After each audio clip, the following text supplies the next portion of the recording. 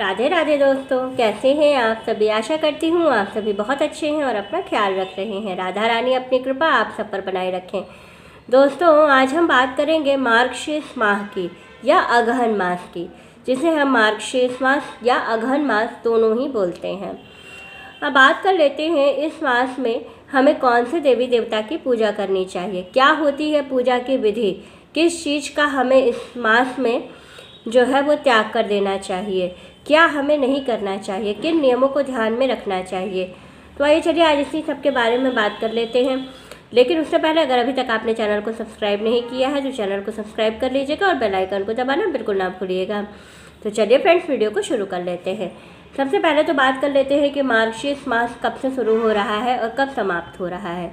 तो मार्गशीर्ष मास का आरंभ हो रहा है 16 नवंबर से और समापन हो रहा है 15 दिसंबर को। बीच में पड़ेगी अमावस्या। मार्गशीर्ष मास की अमावस्या कब है? तो मार्गशीर्ष मास की अमावस्या है 30 नवंबर को। इसकी अमावस्या का विशेष महत्व होता है क्योंकि ये मास जो है पूर्ण रूप से भगवान राम और भगवान श्री कृष्ण को समर्पित है। इस मास में माता सीता और भगवान राम की पूजा हुई थी, उनका विवाह हुआ था और श्री कृष्ण भगवान ने इस माह में ही जो है वो गीता का उपदेश दिया था। इस मास में गीता का पाठ करने का विशेष महत्व है। कहते हैं इस मास में जो लोग गीता का पाठ करते हैं उनको कभी भी कोई आपदा विपदा छू भी नहीं पाती है।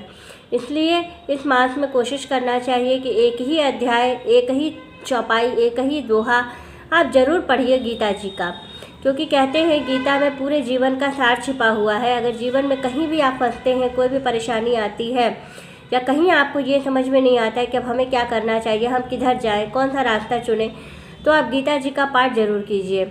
ऐसा करने से आपको आपका जो भी आपकी समस्या है उसका राह मिल जाता है। तो ये हो गई गीता जी की बात। अब हम बात कर लेते हैं मार्गशीर्ष मास में हमें क्या नहीं करना चाहिए। तो मार्गशीर्ष मास में हमें ठंडी चीज़ों से बचाव करना चाहिए क्योंकि इस समय ठंड का आगमन हो रहा होता है और इस समय अगर हम ठंडी चीज़ों का सेवन करते हैं तो वो हमारे स्वास्थ्य के लिए अच्छा नहीं होता है। कहते हैं मसालों में भी जीरे का इस्तेमाल नहीं करना चाहिए।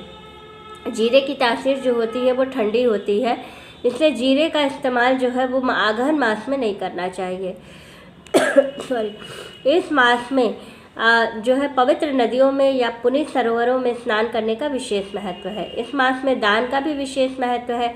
अगर इस मास में आप किसी गरीब को कंबल या स्वेटर का दान करते हैं तो आपको कभी भी किसी तरह की कोई समस्या नहीं आएगी। कहते हैं अगर कोई ठंड से ठिठुर रहा है और अगर हम उसको ठंडे से बचने के लिए कोई गर्म चीज़ देते हैं तो उससे जो है हमारा बहुत सा कष्ट होता है जो कट जाता है।